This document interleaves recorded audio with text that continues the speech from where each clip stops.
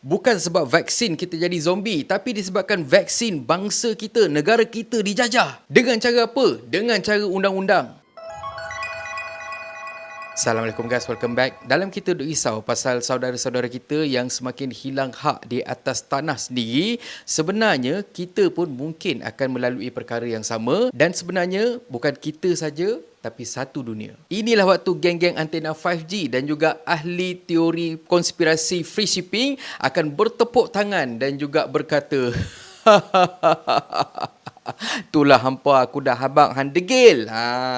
So pasal apa ni? Kisahnya Organisasi Kesihatan Sedunia ataupun WHO sekarang ni tengah pinda International Health Regulation 2005 ataupun IHF 2005 yang mana pindaan terbaru ni akan bagi full access kepada WHO untuk take over ataupun override peraturan-peraturan dan juga undang-undang dekat mana-mana negara dekat dunia ni sekiranya berlaku perkara-perkara darurat ataupun darurat kesihatan sebagaimana yang kita pernah lalu sewaktu C-19. Maknanya, diorang ada hak untuk mewajibkan semua rakyat-rakyat tak kisah dekat mana-mana negara pun untuk gunakan vaksin ataupun ubat-ubatan yang diluluskan sendiri oleh WHO. Kalau pindaan ni berjaya, bermakna kedaulatan negara serta kuasa raja-raja termasuk agung kita sekarang ni memang dah tak ada makna. Kalau sekarang ni nak isytiharkan darurat sebagai contoh, kita kena dapat perkenan agung. Tapi sekarang ni kalau kata WHO cakap kata yes, kena darurat, makanya negara tu kena darurat tanpa pertanyaan ataupun tanpa bertanya, tanpa dapat approval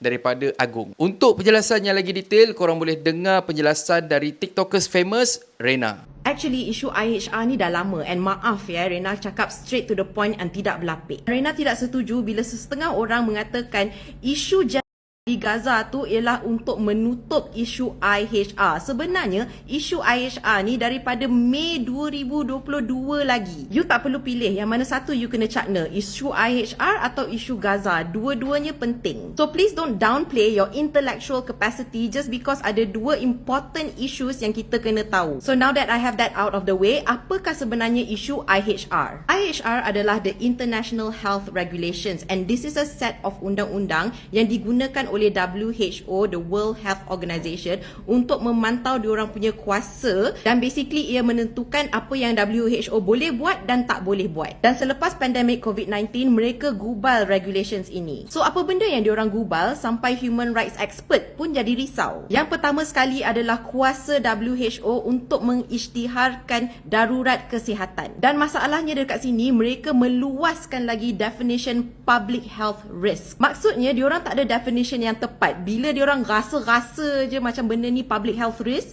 diorang akan announce dan semua orang kena ikut. Dan benda ni understandably merisaukan kerana sebelum ini satu negara atau government boleh argue yang sebenarnya negara mereka selamat dan mereka boleh berkeras untuk tidak mengadakan satu darurat kerana ada implikasi ekonomi juga. Isu yang kedua adalah hak yang diberi kepada WHO untuk mengadakan legislative power. Apakah itu legislative power? Maksudnya dia boleh set undang-undang untuk rakyat kita. Undang-undang ini termasuk polisi lockdown kita. Ingat tak pandemik lepas, even our own government struggle untuk apply these policies dengan baik. Dan suara kita sebagai rakyat still ada peranan. Contohnya bila diorang letak barbed wire dekat flats tu. Kita yang cakap, no, this is not allowed. This is not humane. Dan kerajaan kita dengar dan diturunkan. So, kalau benda ni berlaku on an international level, will they hear what we have to say? No! Hak undang-undang ini juga boleh menyentuh kita punya medical rights. Contohnya, vaksin. Sebelum ini kita masih ada hak asasi untuk memilih whether or not we want to take the vaccine. Tetapi kalau WHO mempunyai legislative right untuk memaksa rakyat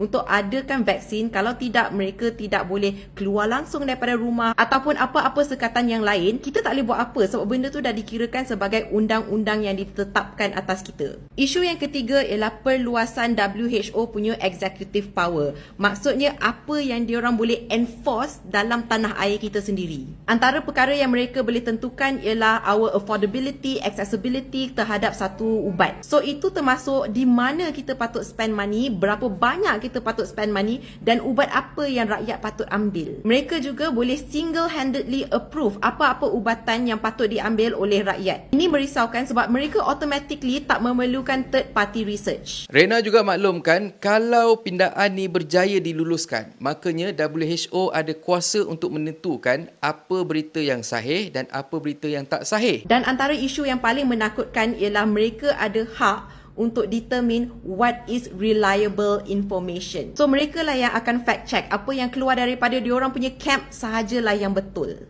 Diorang even dah announce that diorang akan track our social media in real time using AI untuk memastikan no disinformation comes out. So korang boleh fikirlah sendiri apa maksudnya tu. Bagi Rena, semua perkara ini perlu dibincangkan di parlimen because our consent matters. Rena tak nak mass panic sebab benda ni sebenarnya dah lama dan belum di-enforce lagi pun. Yang penting isu ni perlu didebatkan and we should have a clear stance of what we want as a country. Korang nampak tak? Kalau kata kita ambil rangka je daripada apa yang WHO bakal dapat sekiranya pindaan ni diluluskan, maknanya satu dunia nanti mungkin akan berdepan dengan perkara yang sedang dihadapi oleh saudara-saudara kita sekarang ni, yang mana sikit demi sedikit kuasa diorang dekat negara diorang sendiri semakin hilang, semakin pudar. Jadinya dekat sini aku sokong tindakan PPIM yang hantar surat bantahan kepada Yang di-Pertua Agong, kepada Yang Berhormat Perdana Menteri dan juga ahli-ahli parlimen untuk bantah pindaan WHO ni dan gesa Malaysia untuk bantah pindaan ni sebelum Disember tahun ni. Kalau kata tak ada bantahan daripada Malaysia ataupun memang dapat sokongan majoriti,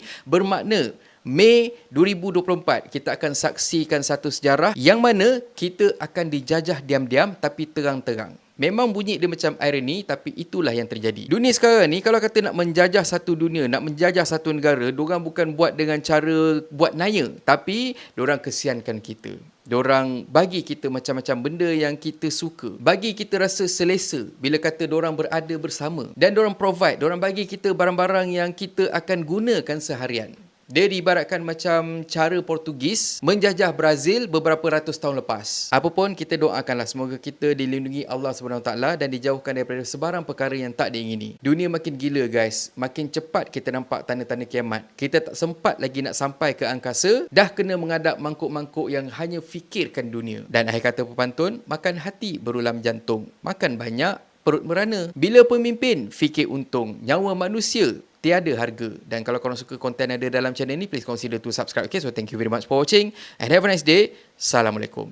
Assalamualaikum guys. YouTube ada fungsi baru iaitu Super Thanks. Siapa yang nak belanja aku kopi, korang boleh tekan butang Super Thanks kat bawah ni. Anyway, terima kasih sangat-sangat untuk sokongan korang. Assalamualaikum. Mantap Pak Go!